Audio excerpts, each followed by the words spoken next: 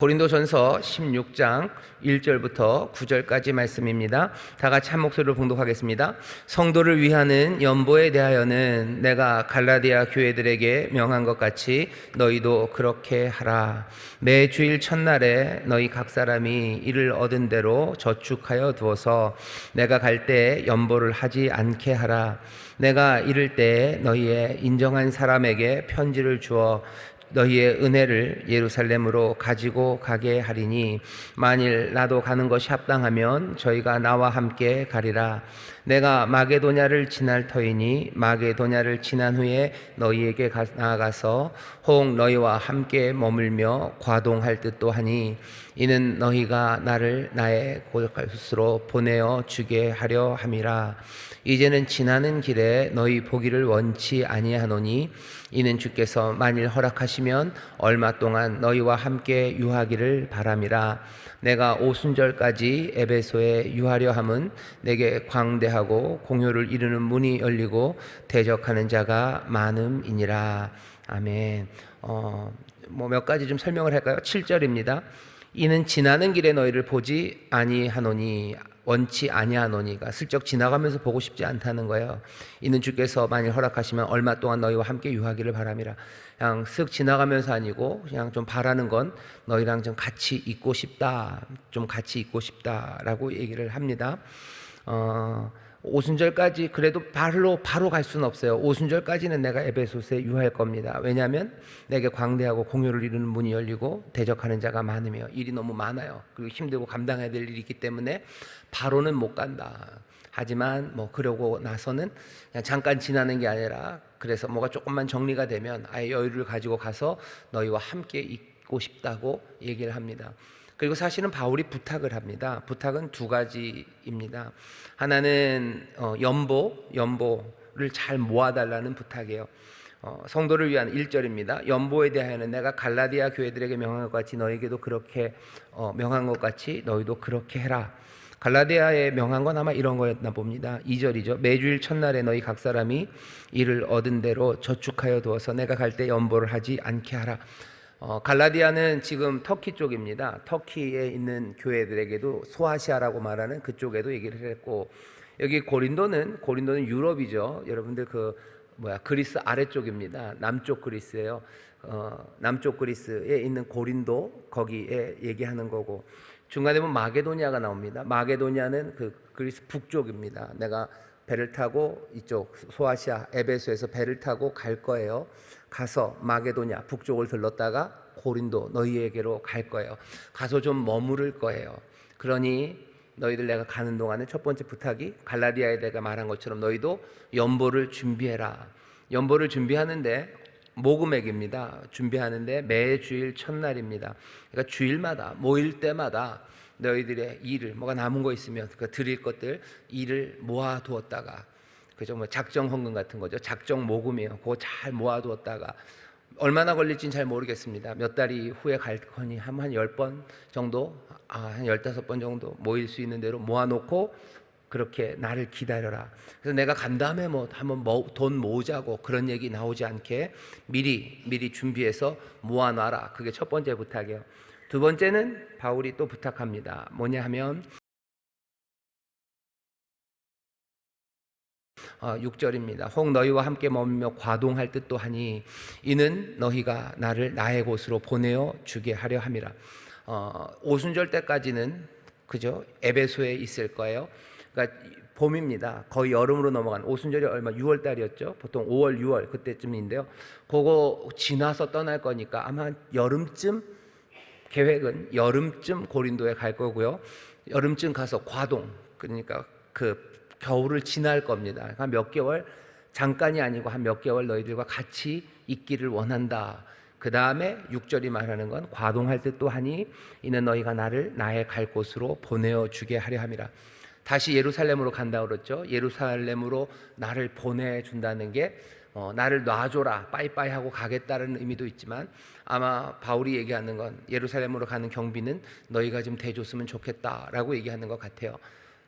에베소에서 여기 마게도냐에서 또 고린도로 가는 동안에는 준비를 해서 떠나겠죠. 준비를 해서 떠나겠지만 그러니까 티켓을 원웨이로 끊는 거죠. 가는 티켓은 내가 끊어 가겠지만 내가 얼마인지도 모르고, 그러니 다시 예루살렘으로 돌아가는 티켓은 니네들이 좀 끊어줬으면 좋겠다라고 사실은 돈 얘기를 하는 겁니다.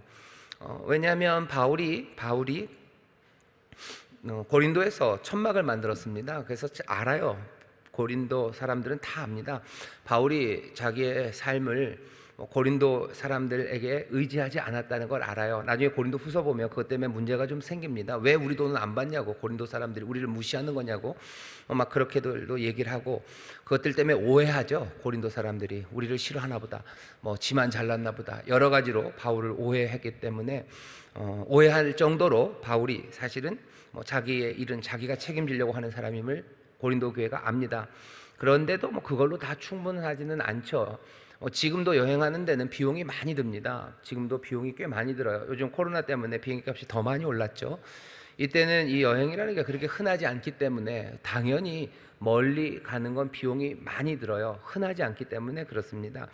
그 일을 바울이 감당해낼 수는 없죠. 그냥 천막을 만들고 일하는 건 그냥 자기 하나 생활비 벌어 쓰는 거예요. 천막을 만들어서, 그러니까 노동입니다. 노동을 해서, 지금도 마찬가지예요. 내 손으로 뭔가 노동을 해서 일하는 사람이 어디 멀리 외국에 놀러 가지 못하죠. 요즘은 꽤나 많이 수요가 많아지고 그렇기 때문에 또 공급도 늘고, 그래서 외국에 가는 게 옛날만큼 그렇게 어렵지도 않고 비싸지도 않아요.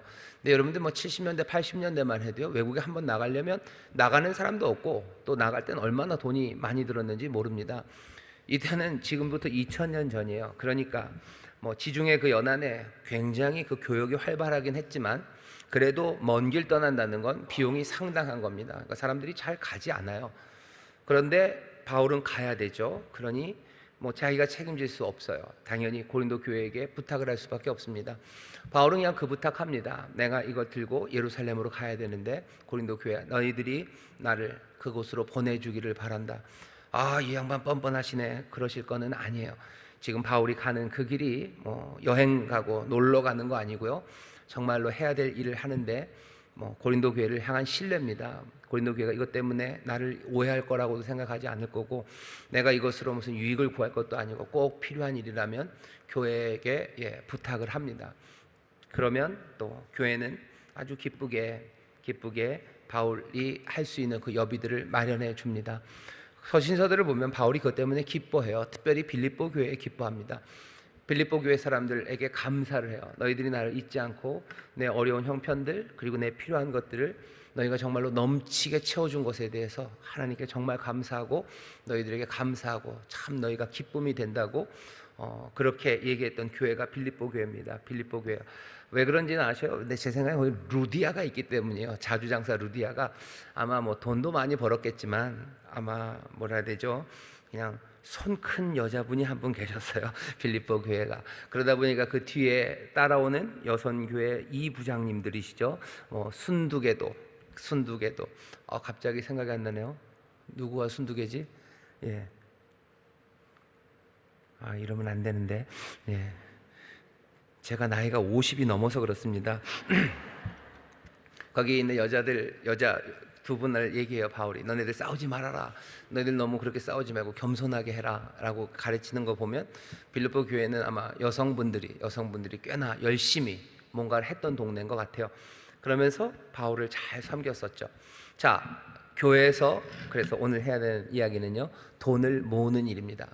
바울이 부탁 두 개 하죠. 하나, 돈 잘 모아놔라. 예루살렘 교회 도와주기 위해서 돈 모으자. 그 다음에 또 하나 뭐예요? 내 경비 부탁한다. 그 얘기합니다. 교회에서 바울이 돈 얘기합니다. 그러니 여러분들도 기대하셔요. 담임 목사가 돈 얘기할 겁니다. 여러분들 헌금 잘 모아놓으라고 얘기할 거고요. 꼭 가끔가다 받아야 합니다라고 돈 얘기하죠. 무슨 목사가 돈 얘기하냐? 그냥 돈 얘기합니다. 어떤 데는 조금은 어려워요. 바울도 어렵습니다. 여기 고린도 전서에서, 나중에 후서할 때도 얘기하겠지만 고린도 전서에서는 그래도 조금 더 그냥 편하게 얘기해요. 하지만 고린도 후서 가면은 돈 얘기를 굉장히 어렵게 합니다. 왜냐하면 그게 돈이라는 문제가 그렇게 가볍지 않기 때문임을 바울이 알아요. 게다가 관계가 어려워진 상황이 되었을 때, 고린도 교회와 바울 관계가 서먹서먹해지고 뭔가 조금 문제가 많았을 때, 그때 돈 얘기하는 건 더 어렵겠죠. 당연하죠. 당연하죠. 그건 누구도 알아요. 꼬맹이들도 알아요.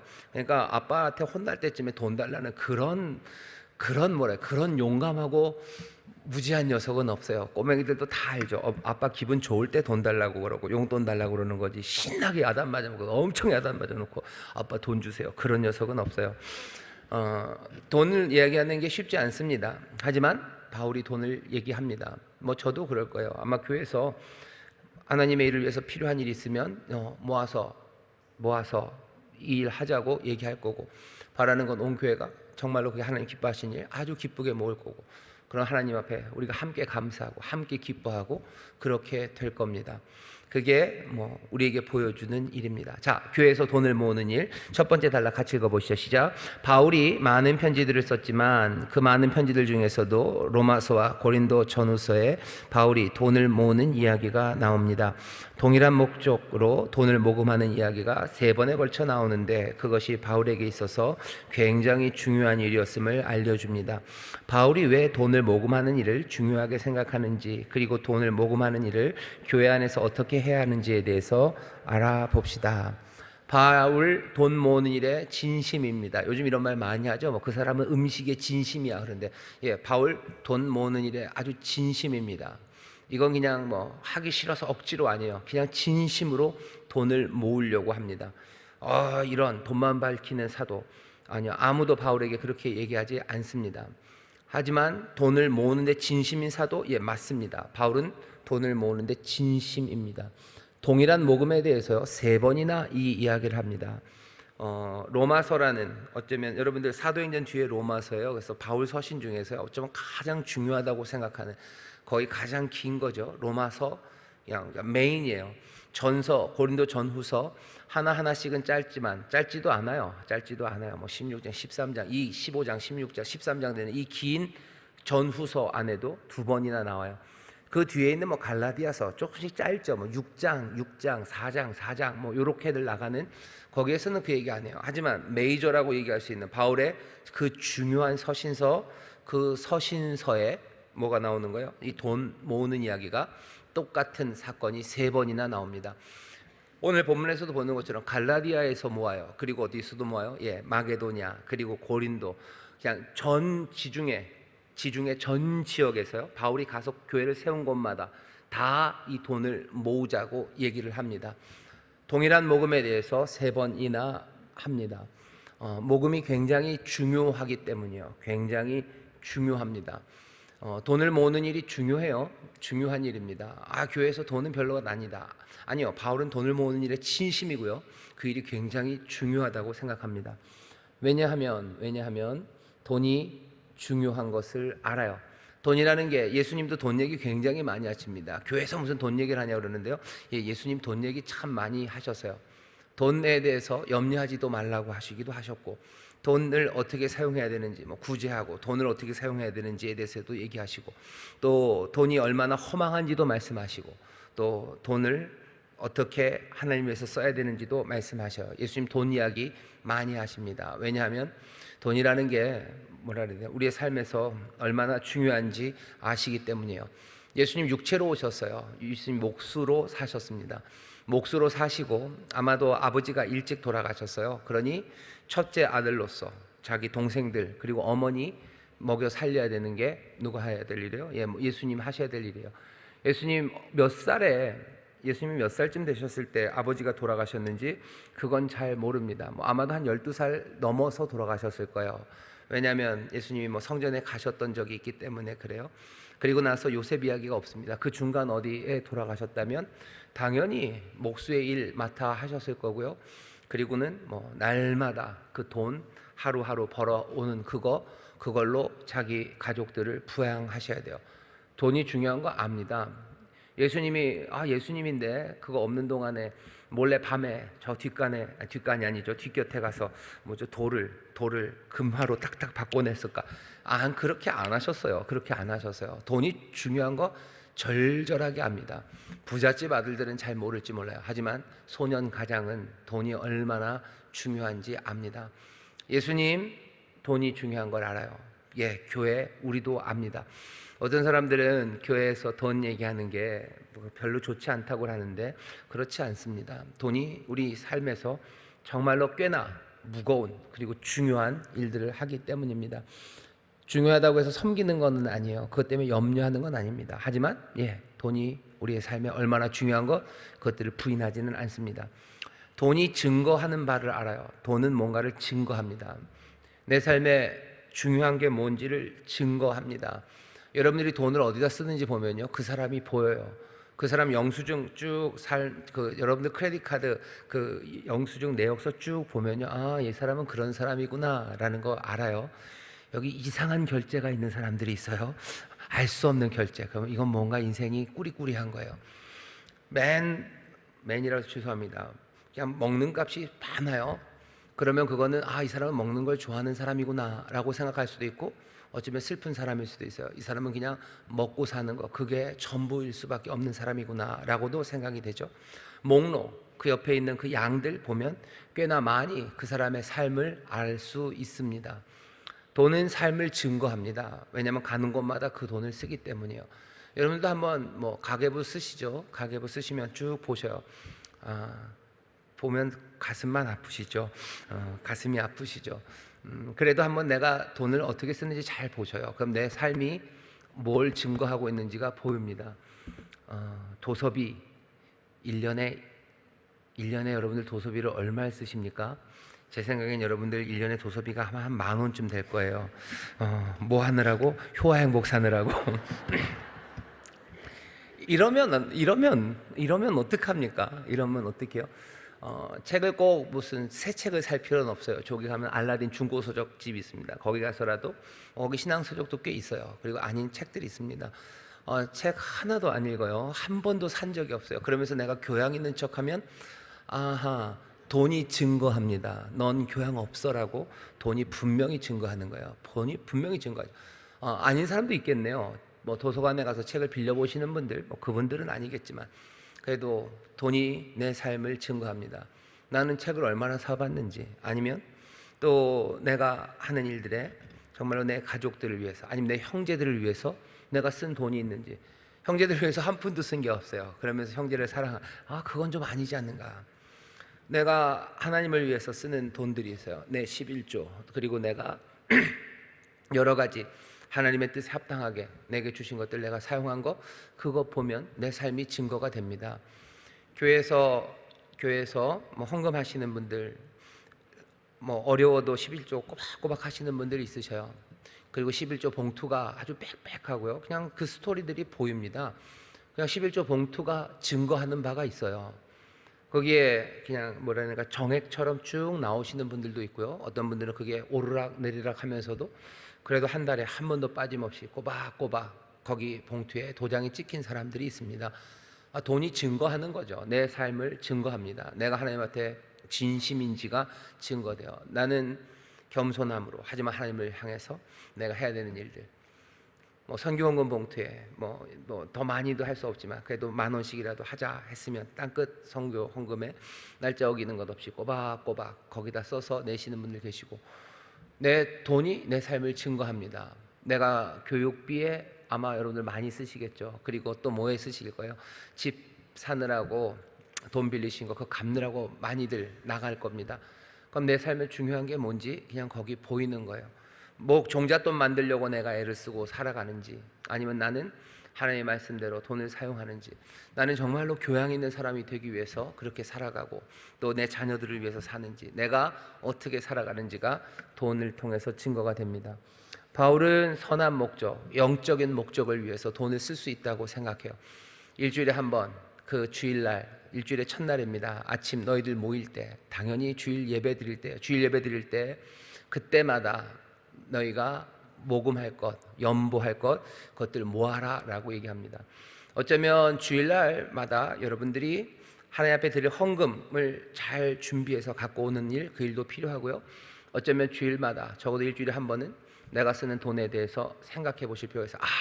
그렇게 쪼잔하게 살아야 됩니까? 아니요. 아까도 말씀드렸죠. 돈이 내 삶을 증거합니다. 내 삶을 돌아볼 수 있는 시간이에요. 내 삶을 부인할 수 없게 돌아볼 수 있는 시간입니다. 선한 목적, 영적인 목적을 위해서 돈을 쓰고 또 사용하는데 우리의 삶이 점점 더 뭐라 해야 되나요? 거기에서 확실해지기를 바랍니다. 연보의 목적입니다. 우리 같이 읽어보겠습니다. 시작. 연보라는 말은 우리에게 조금 어색합니다. 연보라는 말은 한문을 우리말로 번역한 단어인데 한문의 뜻은 내놓을 연에 나눌 보입니다. 즉 내놓아서 나누는 것입니다. 또는 나누기 위해서 내놓는 돈이라고 이해해도 될 것입니다. 연보는 가난한 사람을 구제하기 위한 헌금이라고 정해놓은 것인데 사실 꼭 그렇지는 않습니다. 바울이 지금의 연보라고 하는 헌금은 예루살렘 교회 성도들을 위한 모금이었습니다. 당시 굉장히 큰 기근이 지중해 인근과 예루살렘 교회가 있는 지역에 들이닥쳤고 당연히 성도들도 굶주림으로 위태로웠던 모양입니다. 그러니 가난한 성도들과 가난한 교회를 이방 교회가 돕기로 작정한 것입니다. 로마서와 고린도후서 그리고 갈라디아서에도 바울이 예루살렘 교회를 돕기 위한 모금을 독려하는 모습이 기록되어 있습니다. 바울은 유대인들이 이방인들에게 영적인 선물을 많이 주었기에 이제 자신들도 물질적인 도움을 주고 나누는 것이 당연하다고 생각하였습니다. 보급받은 영적인 은혜를 갚는 일, 섬기는 일이 기쁨과 진실함으로 이루어짐으로써 예수 그리스도 안에서 한 형제됨이 확인되어진다고 생각하였습니다. 연보의 뜻은요, 내놓아서 나눈다는 뜻입니다. 예루살렘 교회들을 위한 아주 구체적인 모금이었습니다. 어려움을 서로 돌보기 위해서 연보해라, 연보 모아놔라. 그러니까 아예 따로 모아놓으라는 거예요. 예루살렘 교회 성도들을 위해서 따로 잘 모아놔라 라고 한 거죠. 사람들이 교회에 가져오는 모든 헌금, 하나님 앞에 드리는 것들이 다 연보는 아닙니다. 연보라고 지금 얘기하는 거예요. 어떤 사람들은 교회는 연보 말고는 거둘 필요가 없다라고 얘기해요. 그 얘기는 뭐 다른 사람들을 돕기 위해서, 구제하기 위해서 돈을 거두는 거지, 그거 말고 무슨 헌금 뭐 이렇게 해야 되는 건 필요가 없다.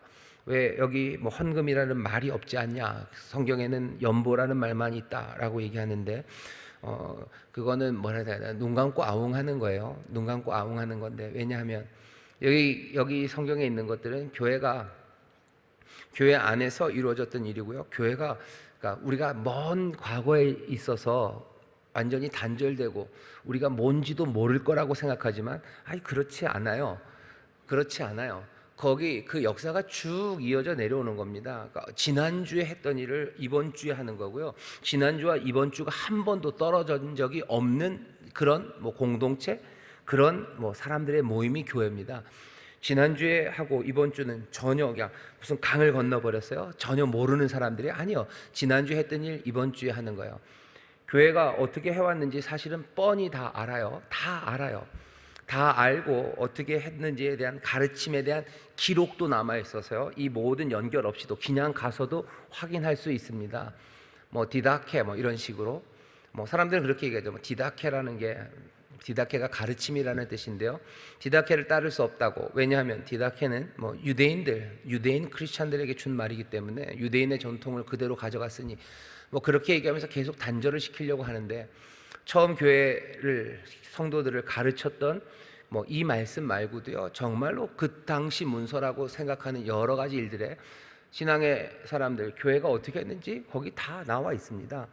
그 사람들 당연히 뭐 성경 읽고, 당연히 모여서 함께 예배하고, 당연히 하나님 앞에 헌금 모여서 헌금 드리고, 그걸 다 있어요. 근데도 그거를 뭐 무시하면서 교회 헌금 하란 말 없고 연보만 있으니까 그냥 연보 구제하기 위해서 이건 모은 것 아니냐, 그러니 군제를 위해서 모으는 거지, 뭐가 목적이 있어서 그것도 가난한 사람을 돕기 위해서 교회가 헌금하는 거지, 무슨 따로 헌금 뭐 11조 이런 게 어딨냐고 그러는데, 사람들은 눈 감고 아웅하는 거예요. 교회가 계속해서 연결되어 온 실체가 있는 건데 꼭 실체가 없는 것처럼, 전혀 모르는 이야기를 하는 것처럼, 자기들이 발견한 것처럼 얘기하는 것, 그건 뭐죠? 합리적이지도 않고, 또 그런 사람들은 더 나쁜 건 자기들이 훨씬 더 똑똑하다는 거죠. 우리가 똑똑해서 우리가 이거를 알았기 때문에 너희들한테 가르쳐 준다는 거예요.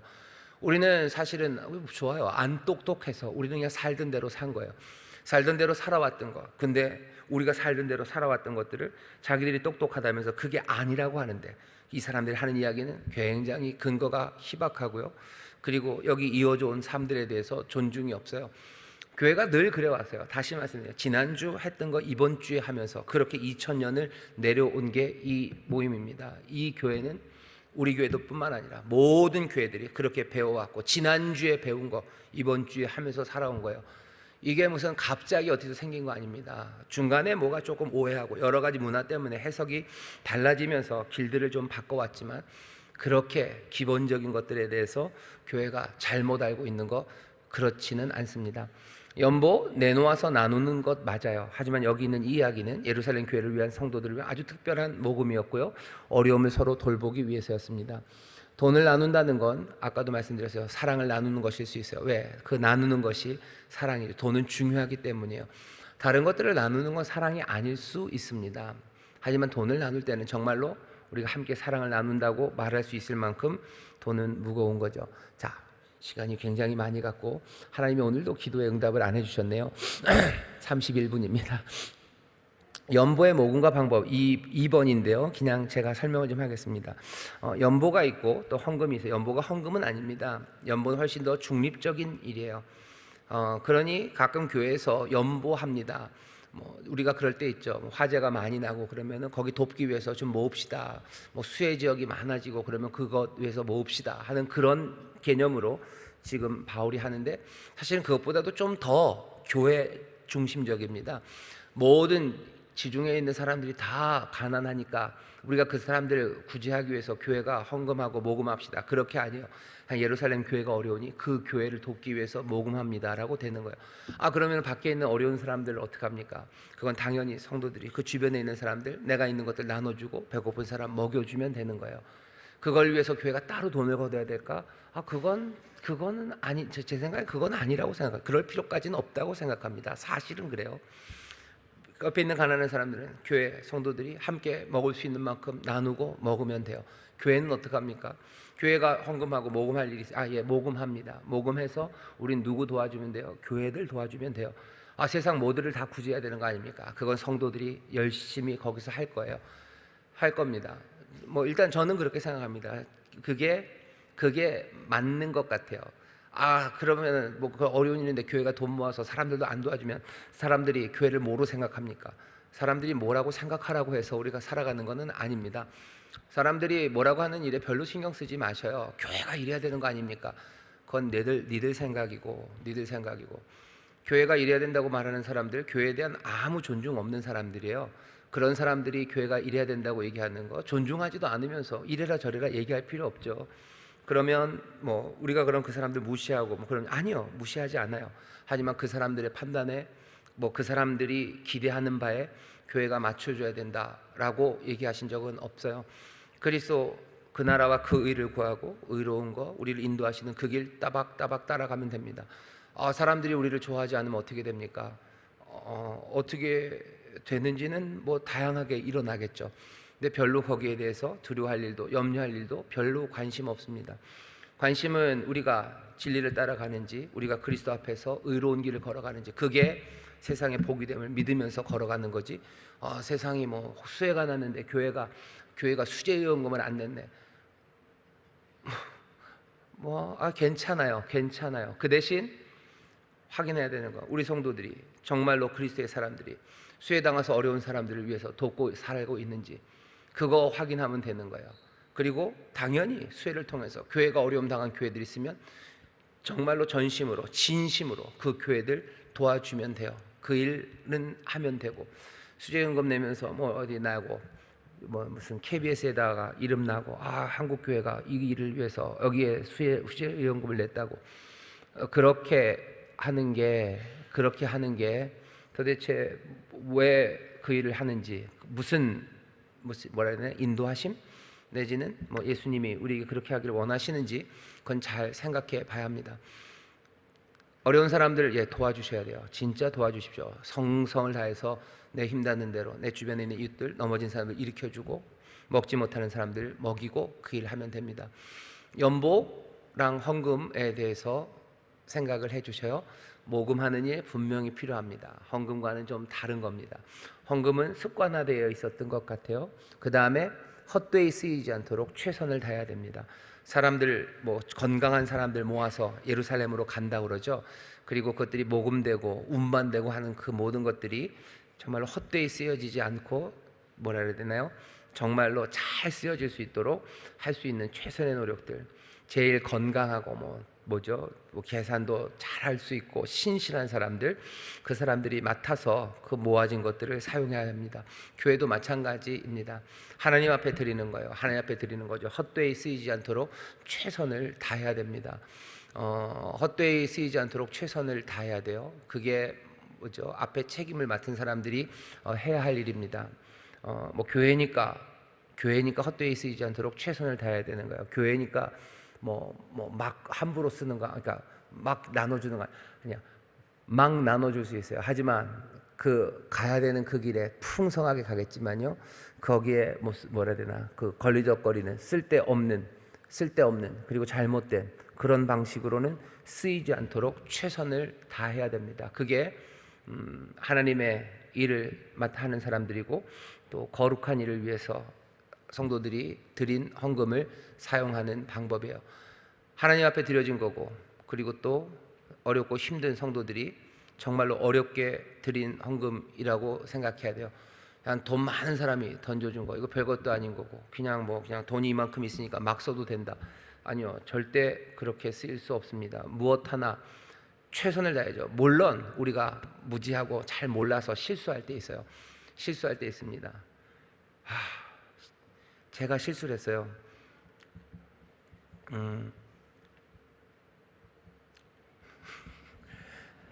40분에 끝내겠습니다. 교회가 그 성전을 지으려고 땅을 샀습니다. 땅을 샀는데 뭐라 그래야 되죠? 그런 걸 뭐라 그러더라? 무슨 종교 용지 같은 거, 그런 거예요. 그러면 이제 그게 아직 다 되지 않았으니까 돈을 그게 다 조성이 될 때까지 10회 나눠서 분할 납부를 하는 겁니다. 분할 납부를 하는데 먼저 내면은, 그러니까 미리 내면요, 미리 낸 그 기간만큼, 그러니까 10번에 거쳐서 2억 해서 20억을 내야 된다면, 미리 그러니까 10번 말고 그냥 1번 달에 20억을 다 내면, 20억을 다 낸다 그러면 20억을 그때까지 낼 이 기간, 그러니까 그날 20억이 완납이 되면 되는 거죠. 이 기간 동안에 이자를 쳐서 준대요. 그러니까 그 이자가 꽤 많았어요. 은행 이자보다 훨씬 더 많았어요. 거의 한 3% 돼갔나? 한 2.7인가? 그러니까 은행 이자보다 훨씬 더 많아요. 그러니까 교회가 돈이 없으면 그랬는데, 돈이 좀 있으니까 그러면 뭐하러 그럽니까? 어디 은행에 넣어놔도 될 것도 아닌데 미리 돈을 냅시다. 그래서 제가 그냥 완납을 해버렸어요. 근데 그게 제가 바보 같은 짓을 한 거예요.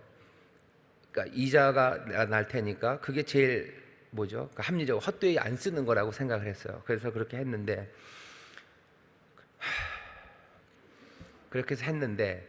사실은 등기도 아직 안 났습니다. 이게 아직 완납하는 날짜가 안 됐고요. 아직도 지금도 안 됐어요. 그래서 그게 다 끝나고 나면 땅을 등기를, 이제 그게 땅이 다 정리가 돼야지 지적을 그리고 등기를 할 수 있지 않겠습니까?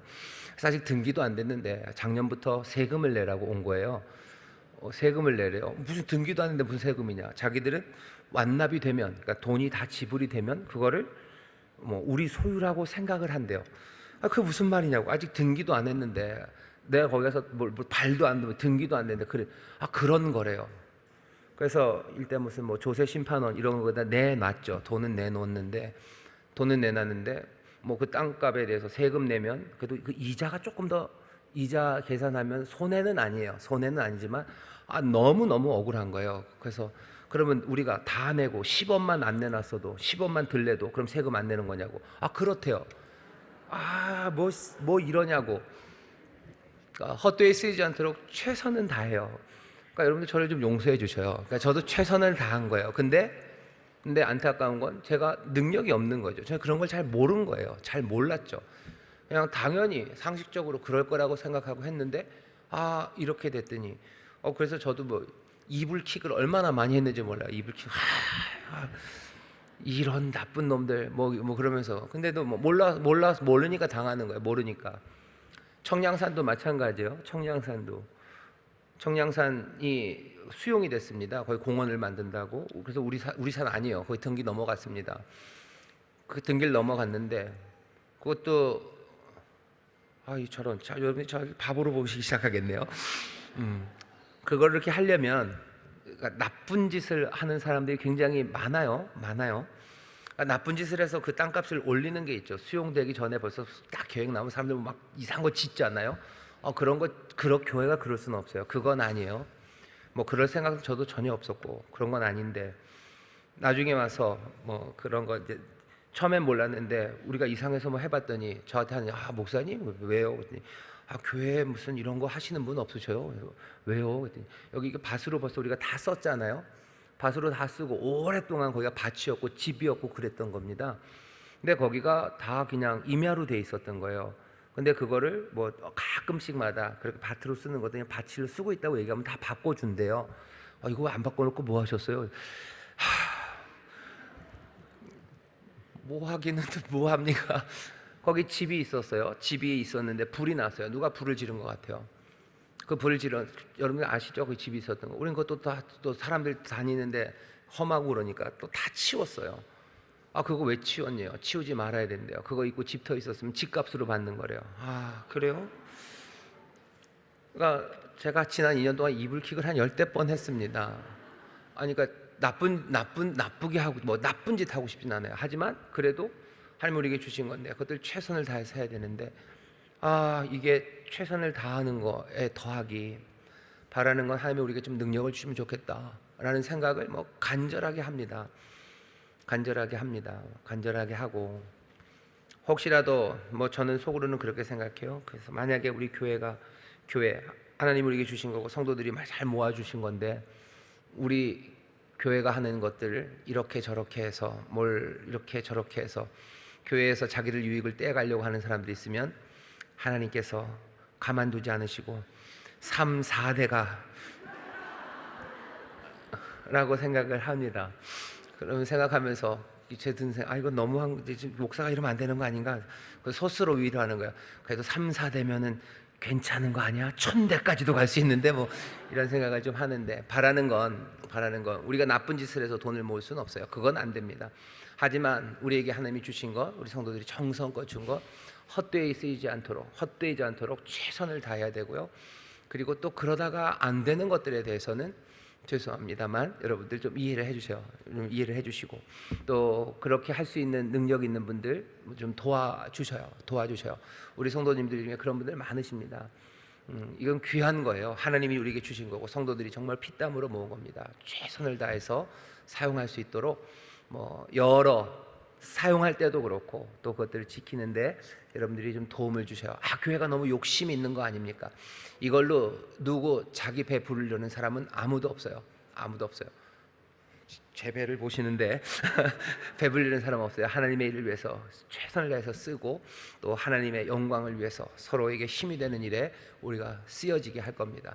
그 일에 마음을 모으고 또 그 일에 기쁨으로 함께 참여해 주시고 또 그 일에 여러 가지 재능을 우리 가운데 주셨는데 그 재능들로 정말로 귀하게 쓸 수 있는 그런 교회가 되기를 바랍니다. 다른 교회들과 사랑에 연대해야 돼요. 교회들 돕는 일 하나님이 하시는 일이고 하나님이 우리에게 맡기시는 일입니다. 어려운 교회 돕는 것에 힘을 다해야 됩니다. 지혜롭게 해야 돼요. 그것도 마찬가지예요. 아무 교회나 돈 있으니까 막 퍼주고 그럴 수는 없습니다. 누가 아는 데니까. 아니요, 우리는 제한적이에요. 기도하면서 정말로 하나님의 영광을 위해서 쓰임받는 일에 우리가 최선을 다해서 사용할 수 있도록 또 성령님 인도해 주시고 또 함께 그 일을 감당하는 교회가 되기를 바랍니다. 기도하겠습니다. 하나님 감사합니다. 우리에게 주신 것, 또 우리 사랑하는 성도들이 정성으로 모은 것, 아버지 모든 것들이 하나님 앞에 영광이 되고 또 주님이 기뻐하시는 일에 귀하게 사용되기를 원합니다. 하나님 그 일에 부족함이 없는 교회 되게 하실 줄 믿습니다. 또 즐거이 내는 자들, 기쁨과 감사함으로 내는 자들이 넘치는 교회 되게 하여 주옵시고 이 귀한 것들이 쓰여지는 곳곳마다 성령님 함께 해주시고 또 도우셔서 정말로 하나님이 기뻐하시고 또 주님이 쓰시고자 하는 곳에 우리가 드릴 수 있는 그런 귀한 교회, 귀한 성도들이 되게 하여 주옵소서. 감사드리며 예수님 이름으로 기도하옵나이다. 아멘.